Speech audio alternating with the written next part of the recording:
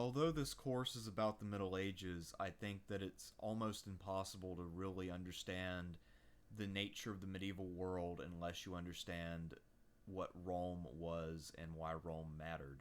The legacies of Rome, culturally, politically, religiously, really shaped the Middle Ages both in Europe and in the Near East, and I think that to try to get into the Middle Ages without first discussing what Rome was during its prime would be a massive mistake. So I'm going to try to get through what I hope is a brief ish but thorough video on why Rome mattered and in what ways it mattered for setting up the Middle Ages. So, the first thing to know about any empire is its geography, and in this case, this is Rome in its prime when the Emperor Trajan died after his conquest. Trajan extended the empire into the provinces of Mesopotamia, Assyria, and Dacia, and this is the biggest that Rome would ever become. So, all of these areas that you see highlighted on your map, and most of the areas just outside of it, were heavily shaped by Rome, both culturally and politically. Most of the barbarian tribes we think of as inaugurating the Middle Ages by invading and overthrowing Rome were actually already fairly heavily Romanized because they had been living on the frontiers of Rome and trading with them and serving in the Roman armies for so long. That's something we'll revisit, but for now, just look at where these frontiers are and look at how much land was incorporated into Rome. While a lot of the people within those borders were not fully Romanized and they didn't all necessarily speak Latin. In fact, in the eastern half of the empire, divided approximately at the province of Dalmatia, just to the east of Italy and the west of Macedonia, that's sort of the dividing line. The eastern half of the empire was Greek because of Alexander the Great, and the western half was more Latin speaking. And that's a division which will remain in place throughout antiquity and the Middle Ages, actually. Anytime we speak of Rome, we have to make a distinction between the Republic and the Empire. The Republic was when Rome was governed by the oligarchical Senate, which was an elective aristocratic body. It was not a democracy. The elections were fairly rigged in favor of the very wealthy. First, Rome traditionally started off as a monarchy founded in 753, and supposedly there were a series of 7 Etruscan kings. The historicity of that is pretty questionable, but after the period of the kings ended with the assassination of a king who was called a tyrant, Rome had a strong aversion towards tyranny and monarchy in general. That becomes important later when we get to the empire. The Republic officially dates itself to 509, and the reason why they chose that specific date is that the traditional foundation of Athenian democracy is 508, so the Romans wanted to have a 1 year advantage on the Athenians to try to claim that they were more cultured and more advanced. So that date for the Republic is a bit sketchy, and in fact, our knowledge of the early Republic is not very good. The Republic was characterized by the rule of the Senate. The Senate was just the body which composed the highest elected offices and people who had held those offices in the past. The word senatus literally translates to old man, and Roman culture, both in the Republic and the Empire, tended to value middle age over youth. So that is a Roman legacy that you would notice in Roman art, for instance. Whereas, by contrast, Greek art tends to really emphasize youth and youthfulness. So, the growth of the Roman Republic, it grew to encompass all of Italy by 264 BCE. The Second Punic War, which was the war with Hannibal, that went from 218 to 202, at the end of which Rome had emerged as the premier power in the Mediterranean. And then by the time of the Gracchi brothers, Rome had already conquered Greece and lots of Spain, and they were on the verge of taking more. So the Gracchi brothers were social reformers who wanted to make the Republic more equitable and make land distributed more evenly. However, their reforms failed due to violence from the Senate. and the careers of the Gracchi inaugurated what is known as the Late Republic. This is a period of massive corruption, intrigue, and the heavy concentration of wealth and the power of money in politics rising precipitously. The picture to your right is an artist rendition of the Conspiracy of Catiline from 63 BCE, where one senator who had lost a couple elections and taken out massive loans tried to basically perform a coup in order to prevent himself from going completely bankrupt. And he was known to use that coup to take power and pay off his debts, at least if Cicero, who busted up the coup, is to be believed. The Late Republic ends in a series of civil wars. These civil wars ran intermittently from about 88 down to 31. So we had, for the first time in the 80s BCE, we had a Roman general named Sulla marching on Rome to address his grievances. We had the Conspiracy of Catiline, which I just mentioned. There was also a civil war between Pompey and Caesar for control of Rome. Pompey sided with the Senate, but Caesar had his legions. And after Caesar defeated Pompey, he was assassinated by senators who didn't want to see a single man rule. They called him a tyrant and accused him of plotting to become a monarch. And so Caesar was assassinated, and then the Senate faction formed, and they were opposed by Caesar's general Mark Antony and Caesar's grandnephew Octavian. A series of wars was fought. Octavian and Antony defeated the senators, and then they fought amongst themselves, and Octavian won out.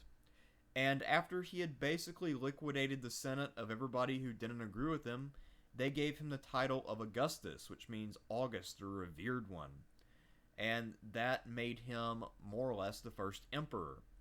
And we'll talk a little bit about why that makes a difference. So Augustus as emperor, because Rome hated monarchs, as I mentioned earlier, he never wore a crown or considered himself a monarch in public.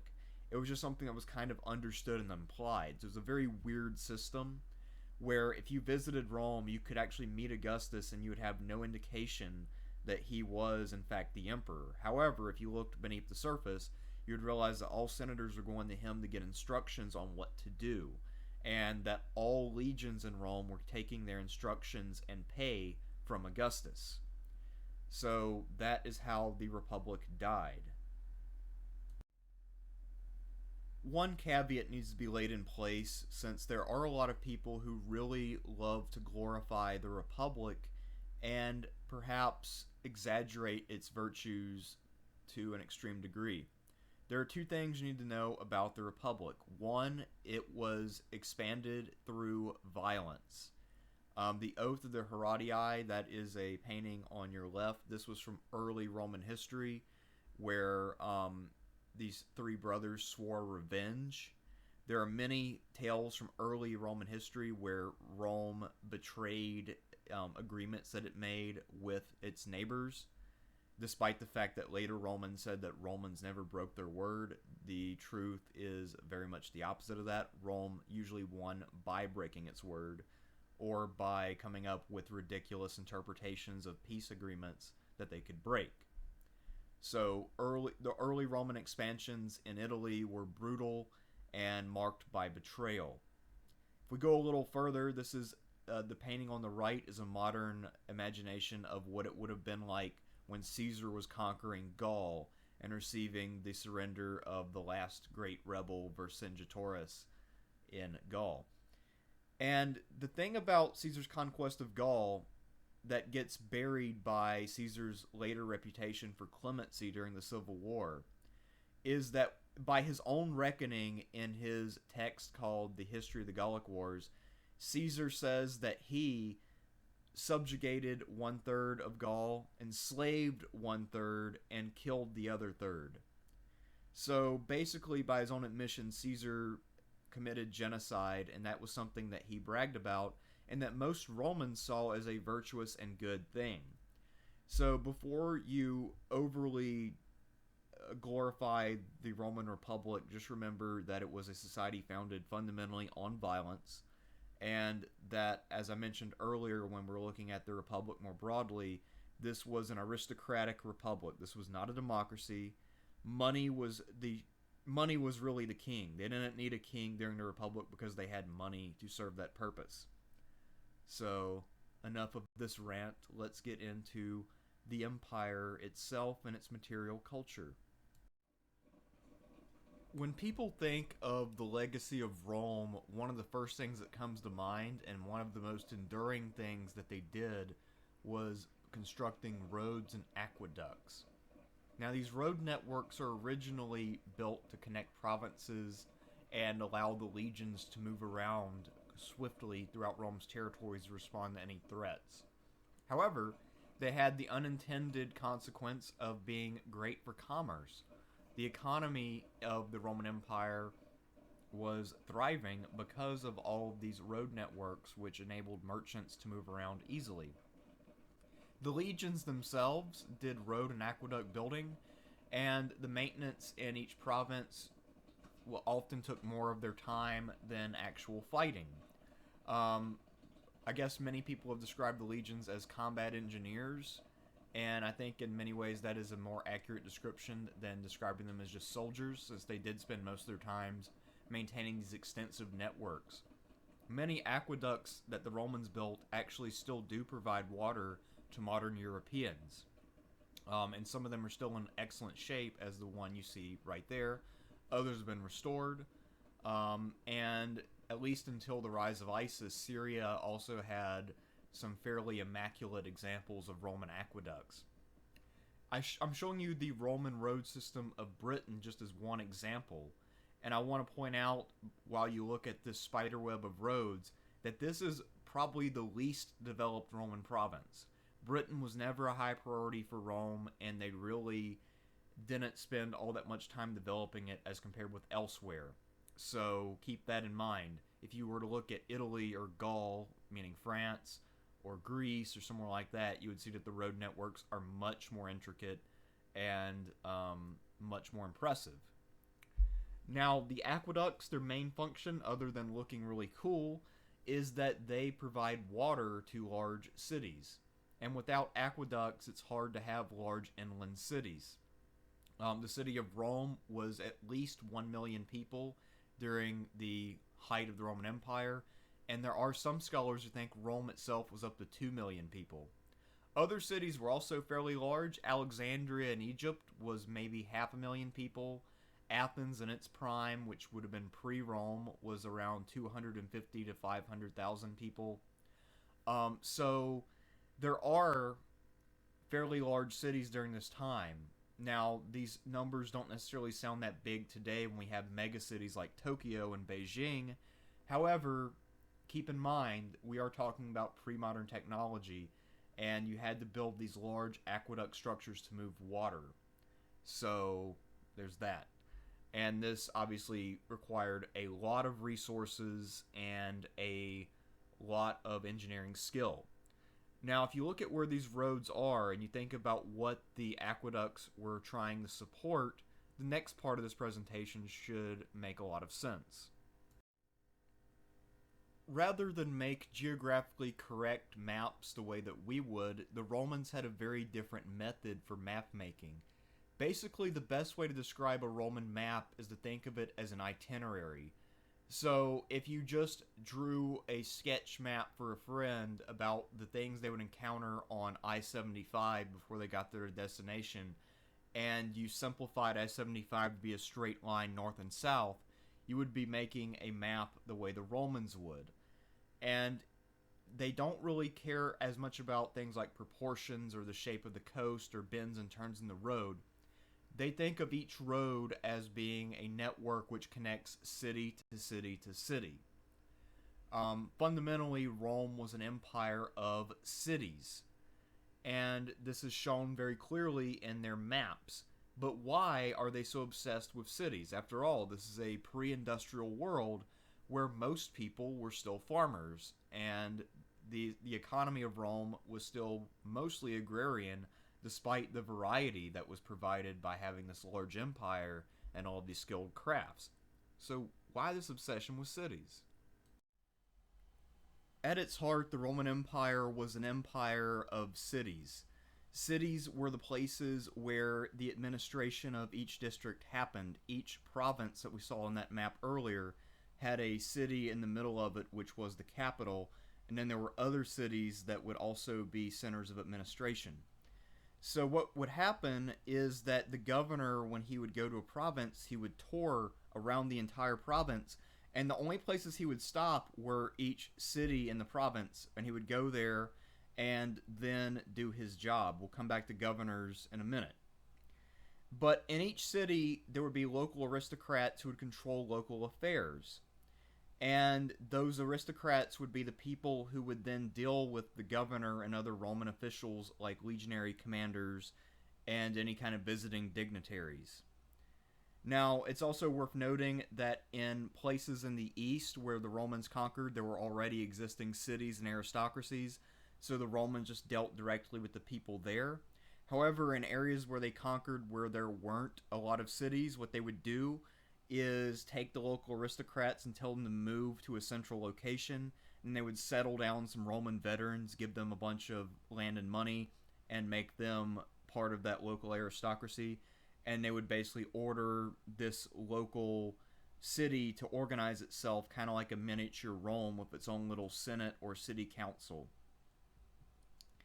So of those aristocrats in the city who would deal with Rome, one or more of them would be designated as the tax collector for the province. And what that did is it basically meant that Rome gave the local aristocrats control over who had to pay what. They just gave the local aristocrats a sum. You have to raise X amount of money for me. And then they let these local aristocrats figure out how to do it and who had to pay what. So, spoiler alert, the people who did not pay a lot of taxes were the aristocrats in power. They passed the burden down the ladder to the people who did not have political influence, as often happens.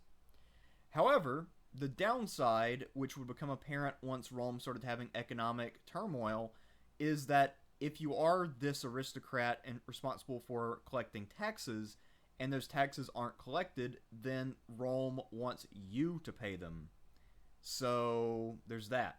However, in the years when it's going well, you could potentially pocket some of the money, and maybe the governor will want to skim a little off the top for his personal collection as well.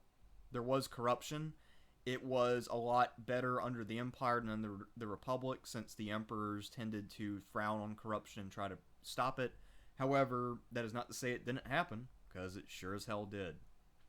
And as I said earlier, the Roman maps are just itineraries of cities along roads, and there's a reason for that. Those are the only places you actually need to visit if you are a Roman businessman or a Roman official.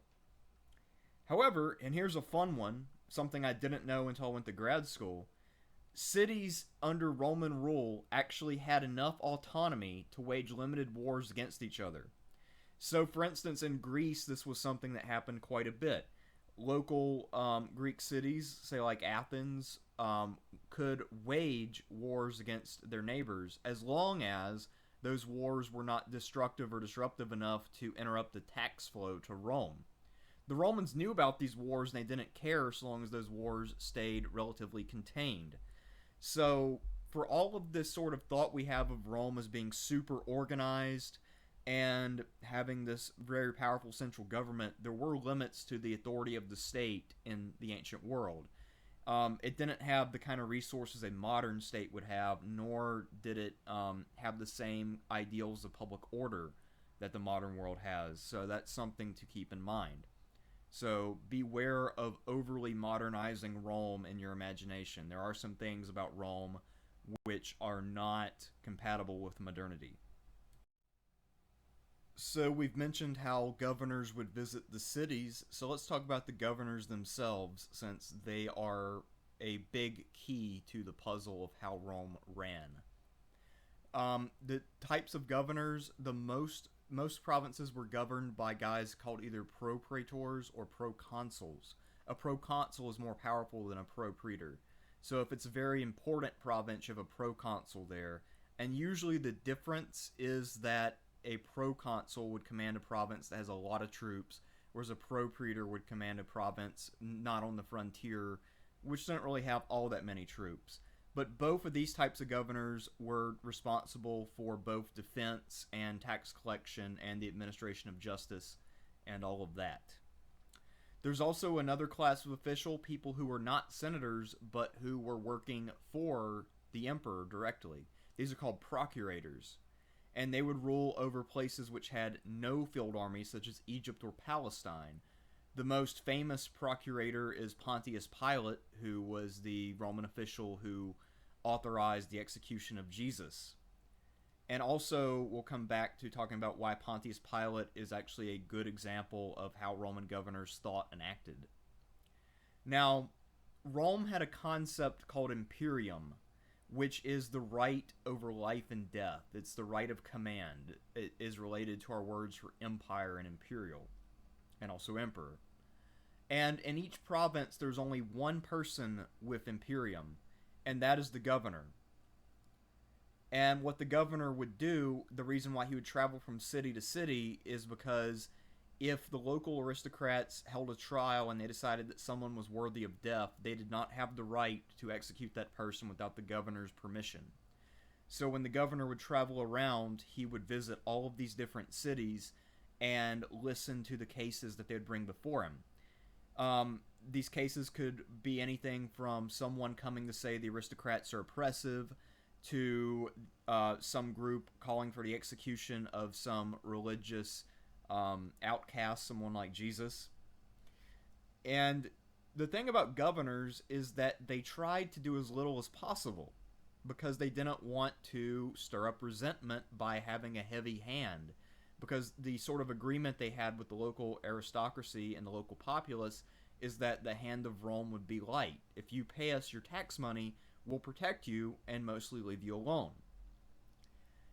So they tried to avoid hearing cases, and when they did hear cases, they tried to come up with very lenient and compromised solutions to sort of kick the can down the road and maybe let tensions resolve themselves, which is what Pontius Pilate does. A lot of people have interpreted that as him being favorable to what Jesus was saying, when in fact, as a traditional Roman pagan, he probably thought Jesus was quite insane for saying there was only one God. It was obvious to all pagans at this time that there were many gods, almost an incalculable number.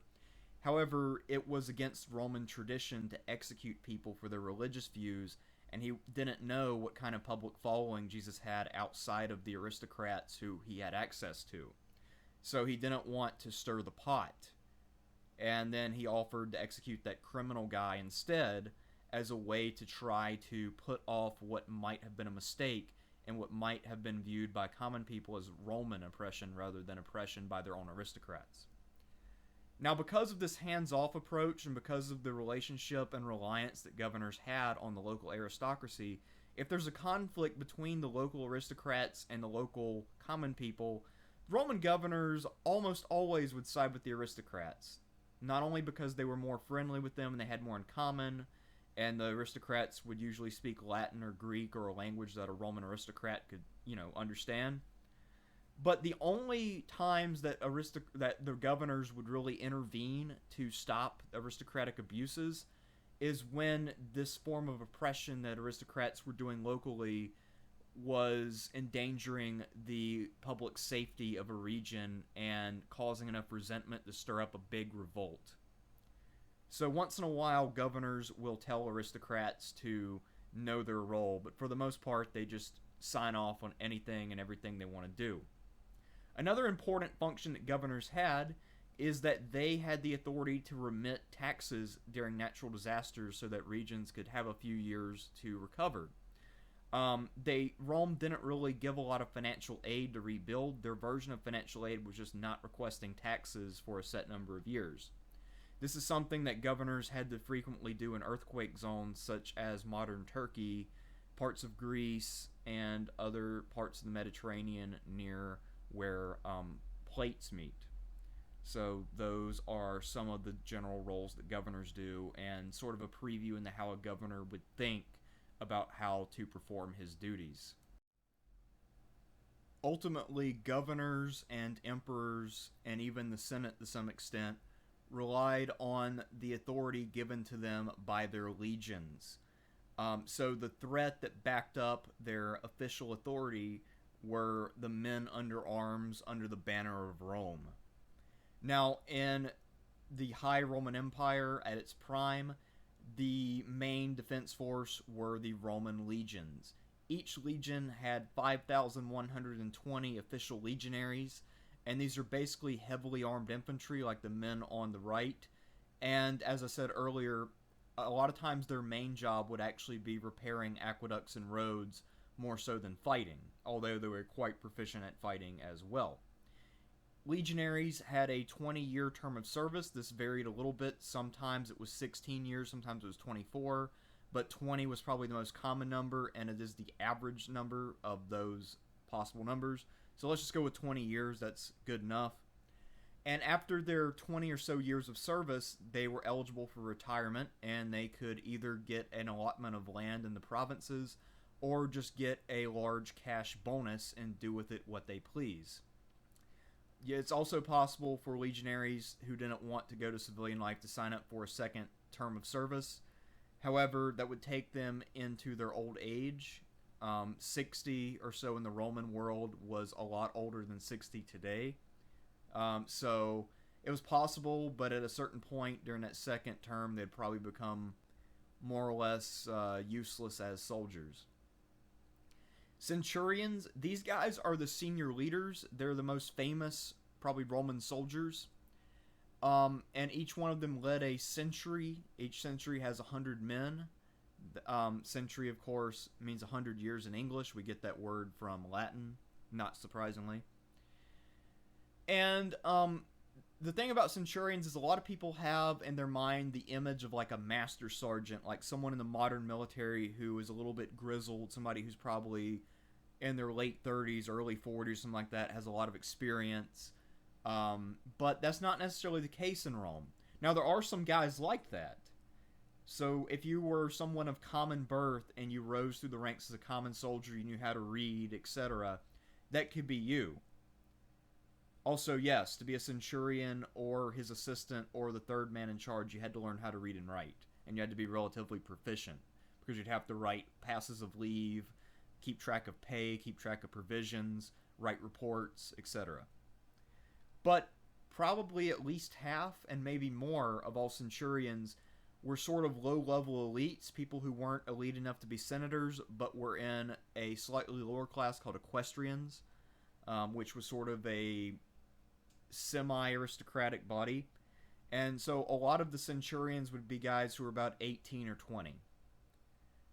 So just keep that in mind. Centurions were a fairly varied group, and it did reflect the social realities of the Roman world, as all militaries do for the societies that produce them. Now, the commanders of the legions themselves were complete amateurs. These are basically aristocrats who are friendly with the emperor, and some of them might have served earlier as a legate, which is basically an assistant to the legionary commander. Some of them might have even served as centurions, and then throughout a long career had made their way up the ladder, and now as older men they were going back to serve as commanders. However, the men who actually commanded were amateurs. These guys were people who may have served a few years here and a few years there, but they would have long periods off in between, 10 years or more, after 2 years of service. So the legions were mostly actually run by the centurions. You can't really expect an amateur who hasn't seen the field in 10 years, probably really isn't in the greatest shape, whatever, to go out and become a professional soldier. So it was really the men in the legions and not their commanders who were the big deal in the imperial period.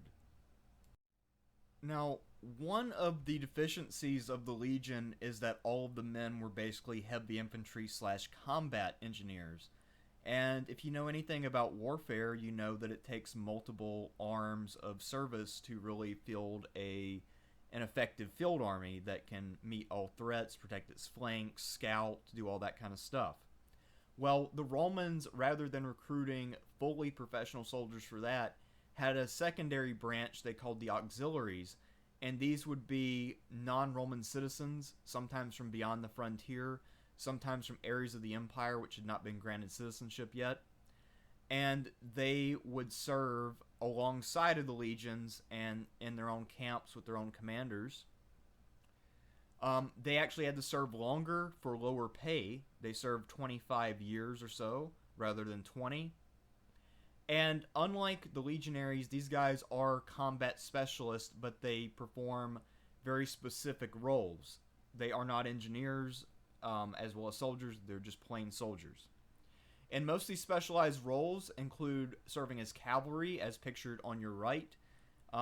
Romans, for whatever reason, never did cavalry jobs themselves because there were people in their empire, like the people in Gaul, people from beyond the frontier in Germany, people from the East, especially from the Middle East, who were much better as horsemen. So they would hire these guys and then put them alongside their legions. And these guys would do scouting and cavalry service, so protecting the flanks, pursuit, all that fun stuff. All of these auxiliaries would be different depending on what legion they were attached to and what the geography of the area they were stationed in was. So for the legions who were stationed on the Nile, fairly far south in Egypt, some of their auxiliaries actually wore crocodile skin armor. It was locally accessible, and we actually have surviving examples of it, and if we had more time to talk about the Roman military, I would love to show you some. You can probably Google it and find it for yourself. There also were areas where there would be mostly cavalry. There were areas where, if it's mountainous, there would be mostly light infantry who specialized in slings and bows and things like that. So this was the way that the Roman legions were able to adapt to any and all challenges. The auxiliaries were at least as numerous as the legionaries, and they may have actually been more numerous. It's not really clear the exact numbers of auxiliaries. They didn't get nearly the kind of press, and they don't have as many surviving documents about them, so we don't know as many details. However, it does seem like the legions may not have recruited replacements when men died, and since they were working on 20-year enlistment cycles, it's possible that those men were not replaced until the next cohort of men was taken up, so the next 20-year cycle. So it is possible that over time, during that 20-year span for legionaries, that they would just hire more auxiliaries to make up the difference. However, this is something we actually don't know for certain. Now, just like the legionaries, there wasn't a retirement package if you were an auxiliary. However, this retirement package was a bit more limited. The only thing that you got was to become a Roman citizen. Which did mean, however, that your children could serve as legionaries, because you had to be a citizen to serve as a legionary. So, military service became sort of a family occupation, just as it often is now. And one way to make a better life for your children, if you were a non-Roman citizen, would be to serve as an auxiliary. You didn't really get much of a cash bonus there. I think there was one, but it's much smaller. These units were commanded by equestrians, who, like I said, were sort of that lower echelon of the aristocracy, people who weren't rich or powerful enough to be senators, but they were still more than commoners. So a lot of people probably served as a centurion, as a young equestrian, and then became a professional soldier as an auxiliary commander. And one of the requirements for being an auxiliary is that you had to take all of your orders and address your Roman commanders in Latin. You weren't allowed to use your native language in the camp unless you were just talking to some other guy who was from your village or whatever. So that is how Rome supplemented its forces during this period. If we take a look at how the Roman world looked upon the death of Augustus in 14 CE, we see that there were 25 legions, and we can tell where they were stationed. So we see that there are 3 legions over in Spain. That's because, despite the fact that Spain was not on a frontier, it was a place which was very hard to conquer. And it took until at least the time of Augustus, and maybe actually a little later, for Spain to be completely subdued. It was very mountainous, and there were a lot of tribes there. Ultimately, the Romans settled so many people from Italy in Spain that it took on an Italian flavor. and if anything, might have been every bit as Roman or more Roman than Italy itself by the imperial period, a character trait that it would retain for a very long time. And yes, that does imply that they killed off most of the natives and replaced them with Roman settlers, just so we're clear. It was more or less a long-term genocide. Um, we also see that there are legions heavily concentrated around the borders and frontiers of Rome. There are 4 legions in the east facing against Parthia. We'll talk about Parthia and Persia in due time. The Danube River has legions along it. The Rhine River has a bunch of legions concentrated. At the time of Augustus's death, Britain hadn't actually been conquered yet. Neither had Dacia, which we talked about earlier, basically modern Romania. So this empire is a little bit smaller than what we saw in about 100 years later under Trajan. But this is just to give you an idea of where you would put legions. And around these legions, there would also emerge new cities. So the legionary camps would spawn new cities. There's a city in Germany called Cologne, and it is derived from the Roman word or Latin word colonia, which just means colony. So it's not named after Manvium. Anyway, so those are where a lot of the cities on the German-French border came from, along the Rhine.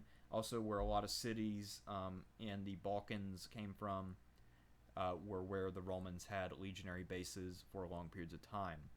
So the Roman legions did have a massive impact on reshaping Europe, aside from their engineering and military feats. Let's now talk about the Roman constitution, at least insofar as we can speak of a constitution in the ancient world. Now, unlike in modernity, constitutions are not written. A constitution in antiquity is essentially just a collection of history and legal precedents and tradition. It's not like where you have the founding fathers meeting in a sweaty basement in the summer in Philadelphia and debating for 3 or 4 months and then writing a document, signing it, and calling it done. This is an evolutionary thing we're talking about here, for the most part.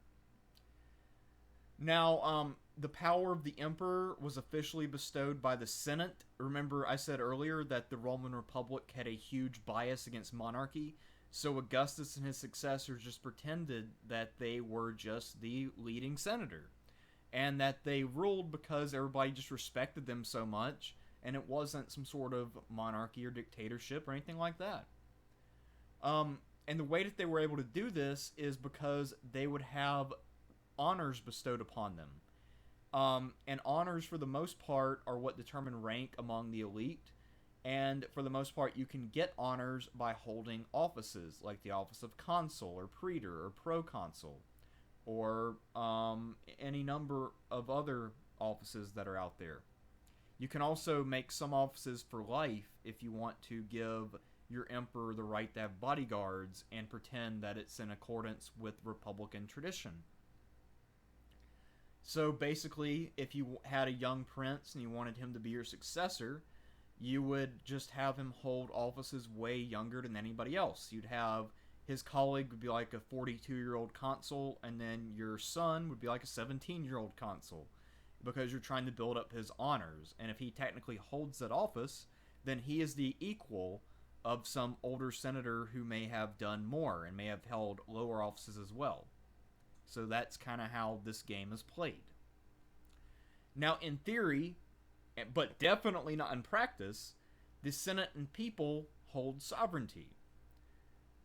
This is something that had been true of Rome since the beginning of the Republic, and in the Empire, if you were to ask someone what the law of Rome officially was, they would tell you that the Senate and people are the sovereign bodies of Rome. Earlier in the Republic, there had been things called Latin and Italian rights. These were just levels of citizenship, so basically sub-citizenship. And Roman citizenship at the top, non-citizenship at the very bottom. And eventually, it just becomes a dual system where you have citizens and non-citizens, and those are the only distinctions. And over time, starting with Augustus and then extending until about the year 200, Emperors would occasionally grant citizenships to a city here or there, or to some aristocrats in an area, and these grants tended to heavily favor the West. This sort of trend got broken, however, by the much maligned Emperor Caracalla, who issued an edict where he made all Roman citizens, or all people within the borders of Rome, citizens. And that happened between the years about 200 and 210 CE, so shortly before the period that we're studying. So this is just a fun detail I threw in. You don't really need to know about Latin or Italian rights, so don't really bother worrying yourself about that. Just know that by the time we're talking about, there were citizens and non-citizens, and that was pretty much it. In both America and Europe, the legacy of Roman law is very strong and continues to exercise a heavy influence on how we structure our society and how we punish wrongdoers and how we adjudicate civil disputes. Now, Roman law, just like modern law, is based almost entirely on precedent. So you base your decisions as a judge on what previous judges did in previous cases that are similar.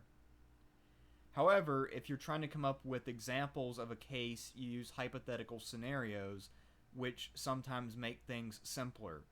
So, for instance, if you were trying to figure out who was at fault if a cart rolled down a hill and broke someone's slave's leg, you would come up with a very simple case where, Gaius has a cart that he hired Lucius's slave to push. The cart was poorly maintained, and when he was going up the hill, the slave lost control, and the cart came back down on him and broke his leg. And then you would assess the guy who owned the cart as being liable for damage for the amount of labor that the slave would not be able to perform for his owner. And I use that example to get to the point that there is slavery in the Roman world, and that any injuries against slaves are considered civil crimes and not crimes of violence. Slaves were considered property. This Roman law covered many areas of life. In fact, it probably covered just about all of them at a certain point as Roman law became more and more complex. And actually, the best expression of Roman law, the thing that we look at as our best preserved example, is actually from the Middle Ages, from about 550 or so CE. And we'll get into that when we talk about the sort of transition between Rome and Byzantium. Civil law is mostly about determining liability and assessing damages, which is kind of like that little example I just gave about the slave and the cart. Whereas criminal law is about determining guilt. So a criminal case could be about treason or embezzling state funds or something of that nature. Now, Rome, like I said, it was not quite as organized as a modern state. There are no police. Officials could have bodyguards, but that is different. There was no, police department of Rome. So if you want to sue someone, you actually have to gather your friends together and more or less drag the person to court unless they are willing to come of their own accord. Obviously, it's an easy way to get out of it to just not show up.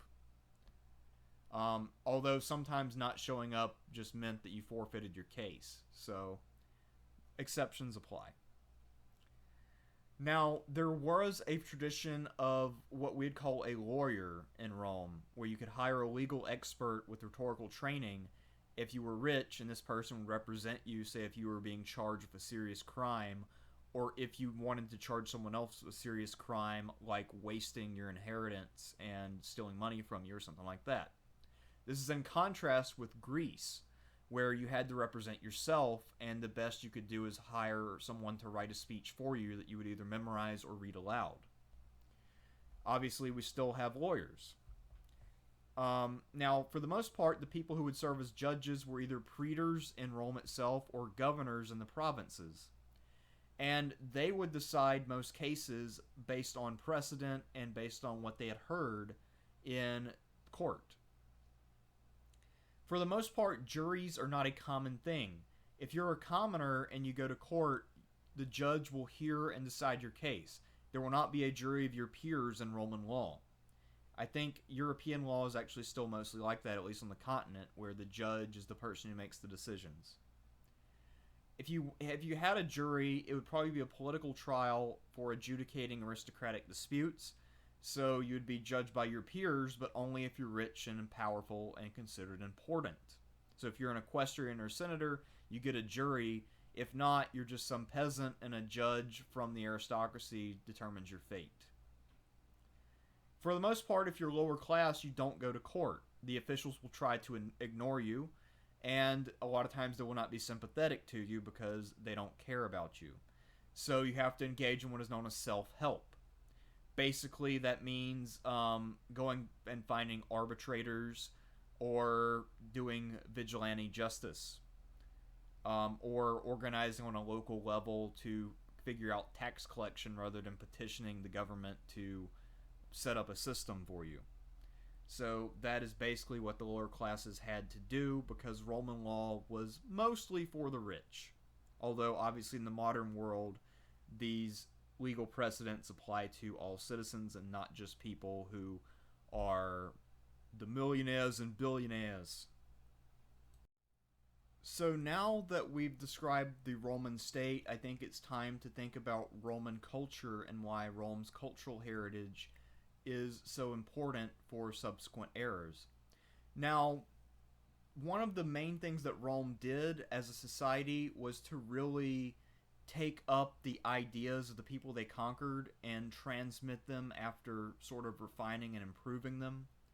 And in the case of Greek culture, the Romans did this very well for the most part. Now, Greek culture between about the years 800 and 322 BCE, so from the archaic and classical periods of Greece, that is basically the core of Western identity. During that period, most of what we think of as being classical Western culture was developed, and some of the aspects of that culture reached their highest or near highest levels of perfection during that period. It's also worth noting, remember, this class is going to take a very broad view of the Middle Ages, as I do with most things. The Greeks actually gained a lot of their initial knowledge and inspiration from the cultures of Egypt and the Near East. So that whole idea of the Greek genius is a bit misleading. Just like the geniuses of our day, like Stephen Hawking, this is not a genius which operates in isolation. It's a genius which builds on the things that came before it and relies upon influences in the world around it. So just so we're clear on all of that. During classical Greece, especially during the time of the Athenian democracy, so from about 508 to 322 or so BCE, history, philosophy, comedy, tragedy, and democracy all came about. Actually, democracy might have been a little bit older than that. There are some people who think democracy might have been out for about 100 years before the Athenians adopted it, but it's not 100% clear. Rome conquered Greece during the 2nd century BCE, shortly after they defeated Hannibal. But ultimately, Greek culture became the norm in Rome. And a lot of Roman aristocrats in their own homes would speak Greek rather than Latin. And they would seek out Greek slaves to teach them Greek text and Greek writing. So, a lot of Roman culture, at least Roman high culture for the elites, was actually Greek culture. The Emperor Marcus Aurelius, when he wrote his Meditations, which was his book of philosophy, he actually wrote it in Greek, not in Latin, which seems odd. The man was a Roman emperor, but he was much more enamored with Greek culture than with his own native culture. And this is why Rome transmitted Greek culture, is because it's something that really fascinated them. And this is why, in today's world, if you take a philosophy class, you'll begin with Plato and Aristotle rather than, say, Spinoza or some more modern figure. Perhaps the most interesting little period of culture in Rome's history was the period known as the Second Sophistic, which occurred approximately between 50 and the outbreak of the 3rd century crisis in 230 CE. And what this was is a period when the Roman elite really and fully embraced Greek rhetoric and Greek philosophy at the expense of their own native traditions, which never really came back after the Second Sophistic. What happened is that elite circles really embraced Greek cultural movements, and they also embraced Greek aesthetics.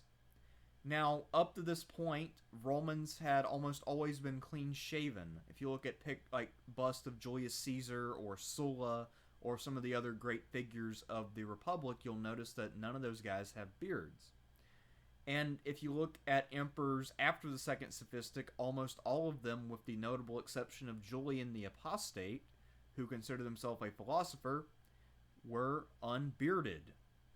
However, during this period, a lot of Roman elites wore beards that they modeled after Greek philosophers. They wanted to look more like Plato and Aristotle or Socrates than they wanted to look like Julius Caesar.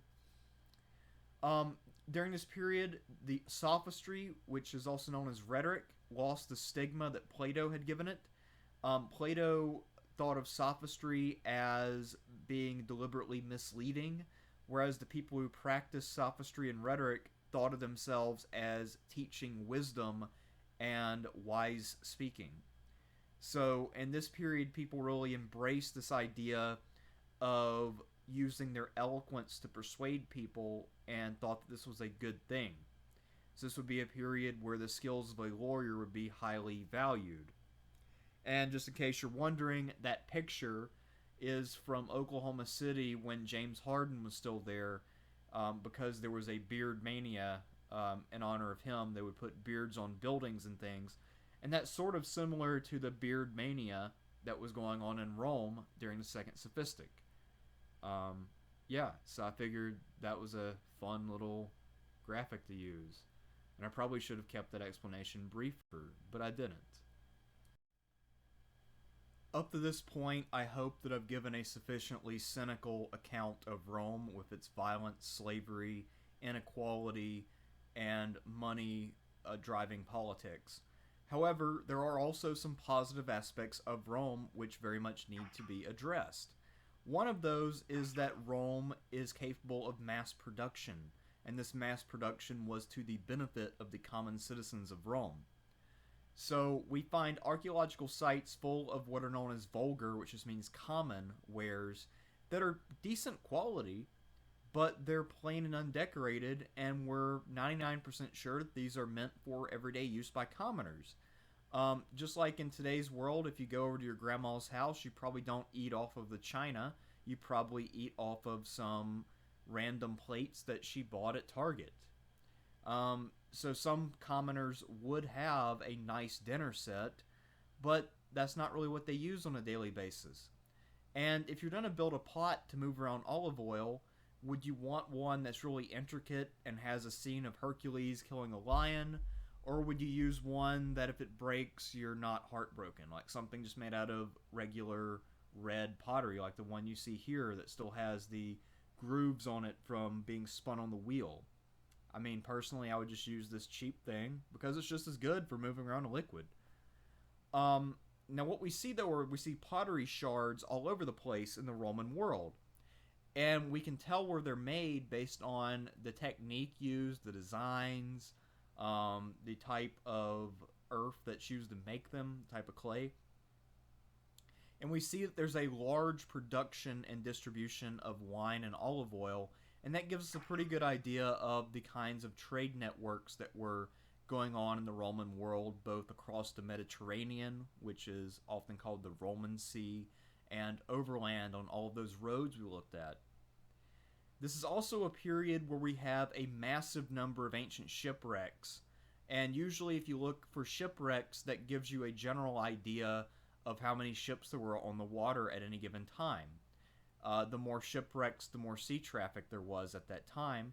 So we see that during this period there was more traffic than there was before, and a lot more traffic than there was after the height of the Roman Empire. So, and we know that ships were made about the same way before, during, and after the height of the Roman Empire. So it's not like it was just they were just making crappy ships during this period. It's because there were a lot of ships out there that could potentially go down.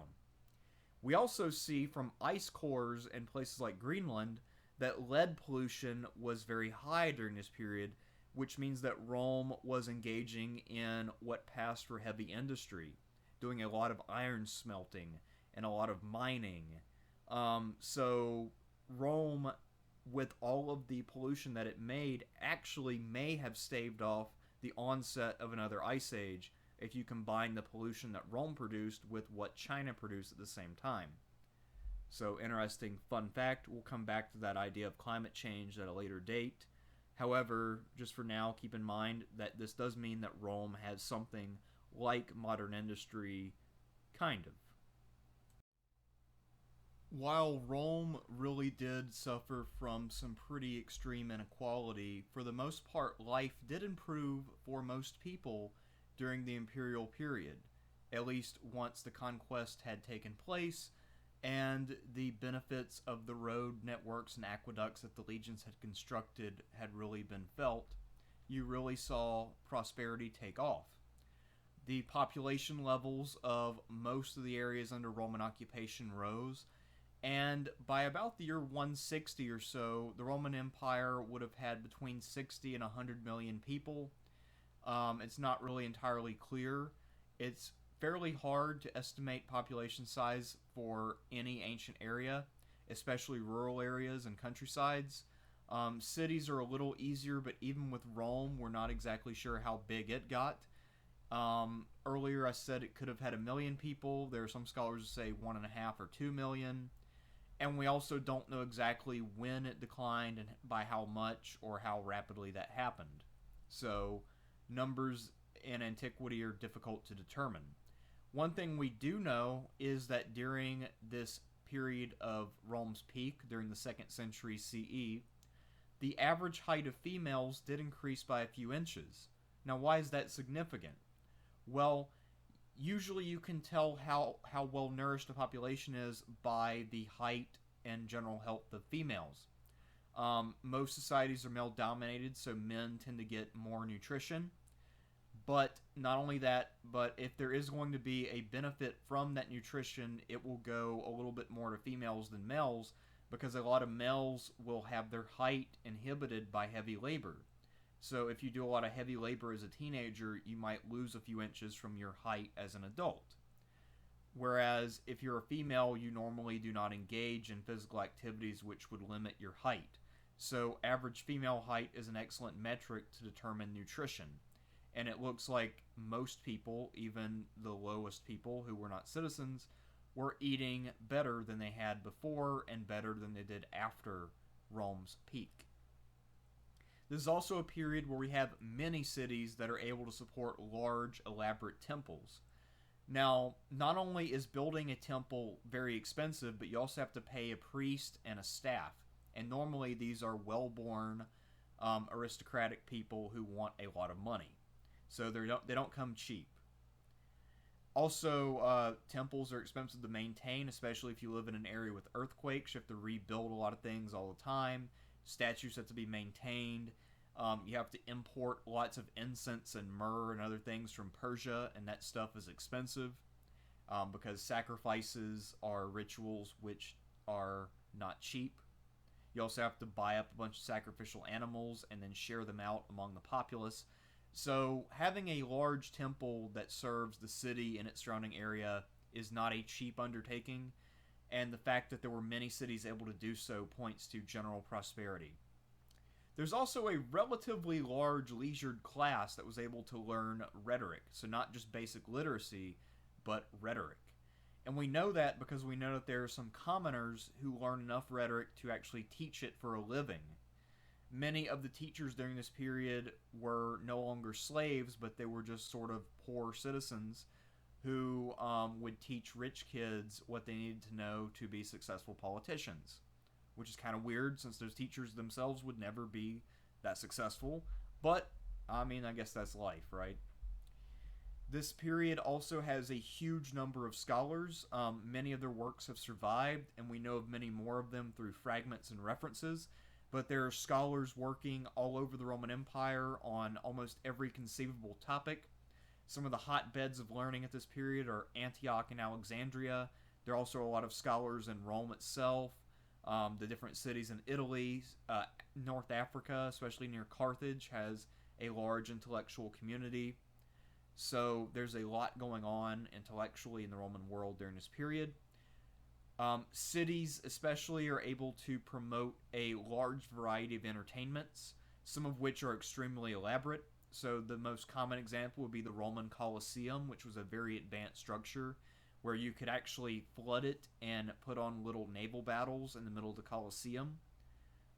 Actually, modern amphitheater technology, or not amphitheater, but like technology at sports arenas in modern America did not exceed the capacity of the Colosseum until the 1950s. So that is the level of work that went into building the Colosseum during the first century. There was another time when the Emperor Claudius actually used an entire lake, or flooded this one area, made it an artificial lake, and put mock warships on it, and did a full-scale reenactment of the Battle of Actium. This is the kind of wealth and leisure that was available for a lot of people. And even though obviously this benefited the rich more than anybody else, a lot of regular people were also able to attend all of these chariot races and eat the meat from a lot of these sacrifices that would happen. So the benefits did extend to common people, even if they did not extend fully. We also see that there are a record number of monuments being constructed during this period to commemorate things in the past or the donations of contemporary people, and villas, which are big estates for rich people in the countryside. Those are being erected in huge numbers during this period. So we see record numbers of renovations and new constructions all over the empire, even in remote areas like Britain.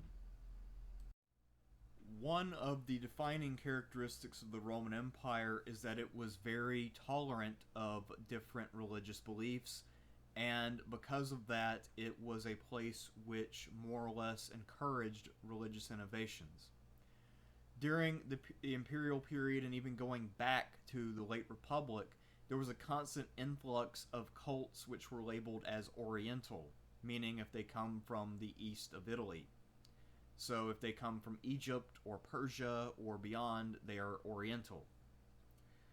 Also, a cult is simply a group of people who share beliefs and practices, and for the most part, practice was more important than belief in Rome. One thing that really became prominent during the imperial period was the idea of the salvation cult, cults which granted you an afterlife. And this was especially the case among commoners, who didn't get to live the rich and fulfilling lives that the elites got to live. There were still the old traditional religions which revolved around the Olympian gods and all of that. Those things were state supported, but because the elite and the old families controlled those things, those tended to be more the preserve of the elite, and they didn't quite appeal as much to commoners as these new salvation cults did. Some examples of salvation cults pictured on your right. This is the cult of Isis. She was an ancient Egyptian goddess who was revived during the Roman period and became a goddess for the common people and promised people who worshipped her an afterlife. So she was very common among Roman civilians.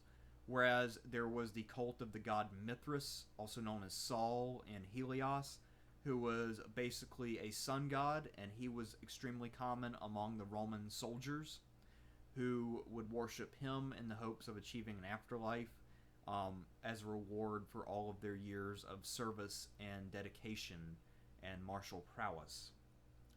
For the most part, Rome had an open-minded attitude and an attitude of intellectual experimentation when it came to approaching new ideas. The only things that held this back were that there was a growing trend of asceticism from Platonic philosophers, They basically were not as comfortable with nudity as their predecessors had been, and as we tick towards the 3rd century, we see that Romans in general are becoming less openly sexual and more aesthetically minded. That's a trend that things like Christianity obviously are a part of, but not the entirety of by any stretch of the imagination. And the other thing that holds this back is that once in a while officials will persecute an Oriental cult because they see it as a threat to the state-supported traditional cults. Why? Because the officials in charge of persecutions are elite and they do not like their prerogatives to be challenged. They don't want more people to be worshiping Isis than Jupiter if they are the family which is responsible for the cult of Jupiter. It's all very self-serving, really, and not too hard to figure out once you really think about Rome as a totality and you understand how their society and government work. A fascinating vignette of Roman life emerges from the ruins of Pompeii and Herculaneum, which were buried alive by volcanic ash from Mount Vesuvius in the year 79 CE, when Rome was nearing its peak. We see preserved there a lot of frescoes and paintings and things that are basically in almost perfect condition because they were preserved in the ash. We see people going about their daily lives, and we see all kinds of different structures, from bathhouses. The Romans like to bathe in public, in places where slaves would provide hot water, and people who would pay a small fee could go and clean themselves off. We see public bathrooms, we see brothels, and we also see a lot of political graffiti referring to local elections in both of these small cities. Because of the amount of graffiti, a lot of which is simply so-and-so was here, that apparently is a classic which goes across time and space. Just writing your name and was here apparently counts as a legitimate graffito in any time or place. So if you ever travel in time, there you go. It's all you need if you can't think of anything cooler. So a lot of those are that, and we also see people talking about different politicians being drunk idiots or whatever, and we see graffiti which talks about which prostitutes are the best at the local brothel. It looks like most of the time we don't find graffiti like this elsewhere because officials, or more likely their public slaves, would go around and whitewash everything every few months to prevent the place from getting too tacky. However, since this volcano just went off and covered the city unexpectedly, we have all of this preserved. And one possible idea that people have had about all of this graffiti is that it's possible that the literacy rate of the Roman world was a lot higher than the 10% that we normally think. Now, some people have tried to say, well, there's so much writing because this is a resort town and we just have a bunch of, people who have a little bit of money coming in. However, it's also just possible that maybe a lot more people could read and write than we thought. Maybe the literacy rate was 40 or 50%. Unfortunately, once again, with any kind of number in the ancient or medieval world, we're mostly speculating and making educated guesses rather than operating on a firm evidential basis. But anyhow, if you're interested in Greek and Roman culture, I highly recommend looking up images from Pompeii and Herculaneum. It's a sort of day in the life type of look that is absolutely fascinating. Despite some of the problems I've pointed out, you might think that Rome seemed to have been making a lot of progress over time, and that it was approaching a Star Trek level of utopia, and that everything was going to be butterflies and rainbows sooner or later. However, that's not really how history works.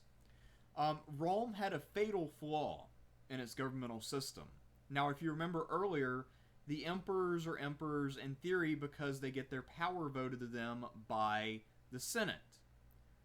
Well, what happens if an emperor dies and there is no one there to fill the void? There's no successor. What happens then? Does the Senate then elect a leader? Well, no. What happens is the guys who are currently commanding armies on the frontiers take over. So in the year 68, very late in the year, the Emperor Nero, who was unpopular among the elite, but actually very popular among the common people, as we can tell from popular culture and archaeology, um, felt like he was being plotted against, and he committed suicide. Nero, who liked to sing in public and race chariots and in events which were rigged to let him win, when he committed suicide, said, "A great artist dies in me," which was not really true. However, one thing that did die with Nero is the notion that the Roman political system was stable. So, right after Nero dies, a general in Spain named Galba organized his 3 legions there, and he marched to Rome, and he said, "I now am emperor." The Senate had no choice but to acquiesce. However, the army in Spain, as we saw from our map earlier, is by no means the biggest. So, almost simultaneously, the 2 armies in the east, one under Vespasian and one under Vitellius, revolt. Vitellius marches down and he reaches Italy first, but before he gets there, Galba's actually murdered by one of his subordinates named Otho, who was an old friend of Nero, who had been exiled to Spain because Nero made him divorce his wife so that he himself could marry her. Complicated enough yet? So then Otho tries to fight a war against Vitellius and loses. Otho then tries to redeem himself by committing suicide and endorsing Vitellius in order to restore order. Well, Vitellius is kind of a slob. So Vitellius simply sits around and does not make preparations. Now, Vespasian doesn't even have to arrive from the east because one of the generals on the Danube is deeply in debt and wants to ingratiate himself with Vespasian. So he leads a campaign to Rome, and he defeats Vitellius and then makes Vespasian emperor. And this general, whose name escapes me, actually doesn't really get anything out of the bargain and ends up dying deeply in debt. So then Vespasian has a dynasty until his second son dies, and there's another civil war. And this kind of sets up a pattern. Also, by the way, Vespasian, his last name was Flavius, and he was the leader of the Flavian dynasty. And the Colosseum in Rome was organized and built by Vespasian and his son Titus, and its official name is the Flavian Amphitheater. So without this little interesting civil war, there is no Flavian Amphitheater. Fun fact. Now you might be asking yourself, why do they go into all that detail about the Year of the 4 Emperors? It's because that year really revealed something about the empire that was an inescapable truth. Something that Tacitus called the secret of empire. Tacitus wrote 2 works called the Annals and the Histories, a generation or 2 after these events. And he basically just lays it out bluntly. The secret of the empire is that emperors can be made outside of Rome. That is, that they are made in the camps of the legions, not in Rome by the Senate. The word for emperor, as I said earlier, is related to words like imperial and imperium and all of that, but ultimately in Latin they were called imperator, which was an old word for general, especially a conquering or successful general. So literally the word emperor does not mean something more like king, it means something more like general. So when we talk about emperors, we're talking about military dictators. And the electorate for these military dictators, you might have guessed it, are the soldiers, not the Senate, not the people in Rome, the soldiers in the legions. They are the ones who declare who gets to be emperor and who does not. We also see, starting in this time, that the idea of Romanness and being a true Roman becomes more and more flexible. However, the idea of having to be a true Roman remains. Vespasian, for instance, was the first Roman emperor who was not of an old aristocratic house.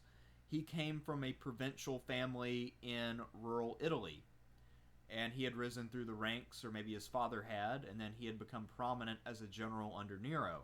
However, he was not one of those families which could date its roots back to the foundation of the Republic. And after him, we have a lot of emperors from elsewhere. Trajan, for instance, the great conqueror, was from Spain. Septimius Severus, one of the great emperors, the last guy to found a dynasty before the 3rd century crisis, was from North Africa and Syria, if you look at his family tree. This really raises a problem of legitimacy. What is it which made an emperor acceptable to the legions and to Rome as a whole? And that's just an issue that never got resolved.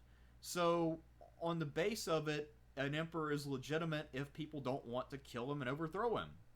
However, it's not really clear how you appease all factions. How do you make the Senate and all the legions happy all at once? How do you make it to where no other Roman aristocrats want to use their influence with the army to overthrow you? How many years does a family have to be in power before it's considered the norm to follow the Flavian family or the Julio-Claudian family? It's just an issue Rome never resolved, and it became an issue very early on, and even in its last days in the 5th century, Rome hadn't resolved this. Byzantium, Rome's successor, never resolved this problem. This is something which really haunted the Roman Empire and was its Achilles heel. And if you thought the year of the 4 emperors was interesting, let me introduce you to the year of the 6 emperors. The year 238 CE, part of the 3rd century crisis, which I'll introduce more fully on the next slide. So in this year, there was an emperor named Maximinus Thrax, a non-Roman man who had taken over from Alexander Severus after betraying and killing him. He was an emperor who had a lot of problems with legitimacy. No one really respected him, and they thought that he had acted out of turn by killing Alexander, who was mostly liked. Alexander had some issues with some of his legionaries because he decided to pay off barbarians rather than fighting them, and that's why they murdered him and made Maximinus emperor. But most of the people and the senators still loved Alexander, and some of the other legions elsewhere did too. So because Maximinus was never actually seen as legitimate, there were a lot of contenders against him.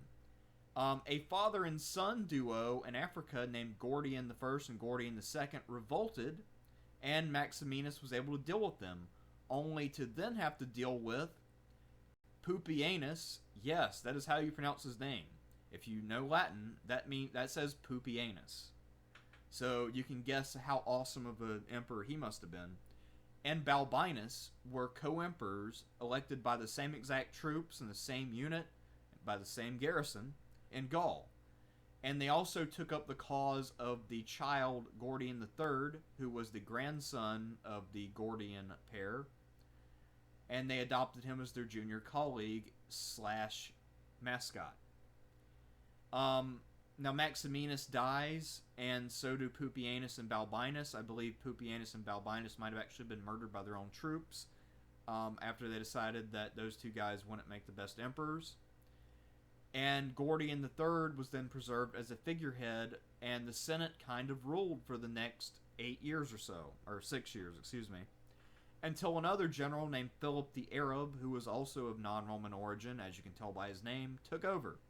The two busts, the one on the left is the illustrious and unmatched Pupienus, greatest of the Roman rulers, despite his brief reign and lack of any and all accomplishments. And then Gordian III, who died at the ripe old age of 19, is pictured right beside of him. So, yeah, if you thought the year of the 4 emperors was fun, here's the year of the 6 emperors. If the year of the 4 emperors and the year of the 6 emperors are just isolated events, let's put this in a broader perspective. The period from 235 to 284, which embraces the year of the 6 emperors, is known as the 3rd century crisis. And this is that period where Rome's lack of resolution about what legitimacy is and how power should be distributed and passed along really came to a head and almost completely destroyed and dismantled the Roman Empire a couple centuries early. So during this period, there was a constant succession of emperors known as barracks emperors, since all of them were mostly soldiers of relatively common origins who were elevated by the legionaries. During this entire period, no one had uncontested control of the empire. Remember, Maximinus Thrax, after he killed Alexander Severus, was never quite recognized by everyone and had to deal with rebel after rebel until he finally died himself. But things actually got worse after the Year of the Six Emperors. So you might think, well, hey, getting rid of a guy named Pupienus should restore your empire's credibility and dignity. But not necessarily. So maybe they should have kept Pupienus around and made him the one emperor. Anyway, things actually reached the perigee around the year 260. And we'll talk about why the year 260 was so bad on a later slide, but that was when the Roman Empire almost permanently divided into parts. There actually are a few emperors who come very close to achieving full reunification during this period, but then they get assassinated. The example is Aurelian, who in 275 was on the cusp of finishing off his last rival and reuniting the whole empire when he got assassinated. Aurelian is the man pictured to your right. He looks like someone who had a lot of fun on the weekends. Now, during this period, there were also barbarian invasions, and obviously that complicated matters because it's very hard to prosecute civil wars when you also have to, say, do things like defend your frontiers from invading groups. So, if you were in the Roman legions during this period, it was not a great time to serve. However, you could make and unmake emperors at a whim. So, that's always kind of cool. In 284, Diocletian picked up where Aurelian had left off, and he managed to completely reunite the empire. Now, while you might think that this period must have been a time of great struggle and chaos, it was mostly a political crisis, and there were regions of the empire which remained peaceful and prosperous, especially those regions along the Mediterranean where there were few units stationed. So, effectively, if you lived in a coastal city like modern Marseille in France or Athens or somewhere like that, you're probably not all that affected by the 3rd century crisis, and you just hear a lot of disturbing news about stuff going on and weird emperors named Pupienus. During this period, there was also a lot of intellectual activity. It went on basically undisturbed by political events. However, there are some echoes in the philosophers and theologians who were active at this time of the political turmoil, which really had a lot of the elites worried about Rome's claim to being eternal. And if you have a perverse interest in seeing where all of the main challengers from this period died, here's a graphic that shows exactly that. Now, some of these people died from unknown causes, which could have just been disease, it could have been poison, it could have been a lot of things. People could die at random in the ancient world, not everybody was super healthy, and obviously medicine was not quite what it is now. Although it was probably a little more advanced than you might think, but we don't have time to get into all of that. There also are a few emperors who died in battle against Persia. The Emperor Valerian actually took a break from fighting other Romans and tried to fight Persia, and it went really poorly. So, also you can see where Pupienus and Balbinus met their end. It's on the map there, just north of Rome. Philip the Arab somehow managed to die in France or northern Italy or wherever that is. So yeah, this is what chaos looks like. And if you don't have legitimacy in a political system, you can create maps like this too. So earlier I alluded to the year 260 as being the low point of Rome's fortunes and a time when it looked like the Roman Empire was going to die an early death by division.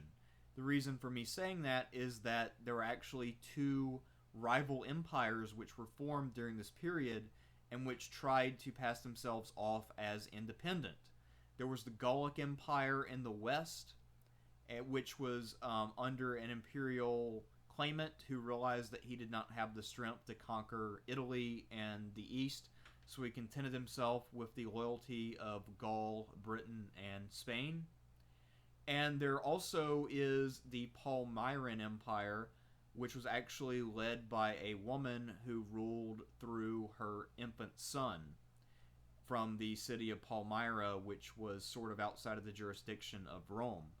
And she managed to win a lot of loyalty from local subjects and form her own army and managed to maintain her independence for some time.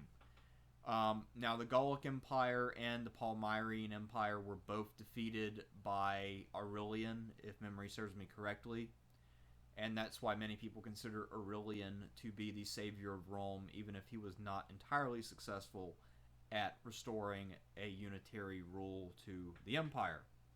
So, things almost fell apart, and this is how it happened, or almost happened. The man who eventually succeeded at reunifying the Roman Empire was Diocletian. He lived from 245 to 311, but ruled from 284 to 305. He obviously achieved reunification in 284. So he is actually from a low-status family in Dalmatia and Illyria, so a fairly mountainous area within Rome's borders, which had once been home to groups considered barbarians, people who had killed many kings of Macedonia in raids. So Alexander's, ancestors, they'd also raided Roman lands and been a very hard people to conquer. So he was a descendant of that group. And his claim to fame before he became emperor is that he commanded an elite cavalry unit, and he used his position there to rise through the ranks and get himself declared as emperor. In 284, he defeated his last rivals and found himself in sole command of the empire. However, he decided that the idea of having one ruler in Rome was clearly not working. It hadn't worked for 50 years, so he developed something called the Tetrarchy, which I'll discuss on the next slide. Under Diocletian, he decided to implement price controls. Now, trade had been massively disrupted because of everything that had happened, so he decided that the state needed to take a much firmer stand and have a much bigger role in people's lives. So now, rather than having prices dictated by market forces, Egypt, which grew cotton, would pay the same amount for cotton as Britain, where, it was very expensive to move the cotton. You get it to Britain. That was a failure of a sentence. Anyway, but you know what I mean. He is considered the last of the Barracks emperors and the first autocratic emperor. So from Diocletian on, what we see is that emperors will no longer pretend to be the first among equals or just some super awesome senator who everybody loves and somehow follows because of their prestige and honor. Now we have guys who are basically monarchs in the classical sense. They live in luxury, they wear crowns, they sit on thrones, the whole 9 yards. And they also tend to rule heavily through bureaucracies and through edicts. And they make no mystery about their actual status at all with anyone. Now, Diocletian actually retires rather than dies in office, so he's the first person in a very long time to do that. And he decides to retire in the year 305 to a palace he had built in the Croatian city of Split, which was his hometown. And that palace actually still survives, and today is the home of Christian choirs, which is ironic because Diocletian actually oversaw the largest and only truly systematic persecution of Christians in Roman history. We'll talk more about the relations between Christians and the Roman state when we talk about the rise of Christianity, but for now, just know that little factoid about Diocletian. So, what is the Tetrarchy and how did it work? The name itself means the rule of 4, and the idea that Diocletian had is that the way to do it is to have 2 senior emperors, one in the east, one in the west, and have each of them adopt a colleague who they would then build up as a successor. And the idea is that when the 2 senior emperors get old, as Diocletian felt he had by the year 305, The senior emperor would step down, the junior emperor would take over, and then adopt a new heir. So it kind of works like the rule of two among the Sith in the Star Wars universe, except that there would be two pairs rather than just one. You know, the master and the apprentice. So this was a fairly innovative way to approach the Empire. And it also meant that you could have a lot of imperial presence because there were an increasing number of barbarian threats from beyond the borders, due in part to climatic change, which we'll talk about in the future, and in part to just the weakness of Rome and the vulnerability that it had shown in the last half century. However, the system doesn't quite last, and we'll talk about why going forward, but it has a lot to do with people not being content when they get left out of the system. And I think it would be a good way to end it by leaving you with this image of the Tetrarchy. These were actually statues commissioned that showed Diocletian and his three colleagues. So the two pairs of emperors, the Western and the Eastern, were seen embracing each other and all being on the same page, dressed similarly. And I suppose the guys with the beards are the Augusti or senior emperors, and the guys without are the Caesars or junior emperors. And this is just sort of the ideal that Diocletian had in mind. But, as you already know, this ideal didn't work out. However, not all experiments in government work. And without any further ado, let's just call it a day and end it here. Remember these statues. They represent a dead end in history.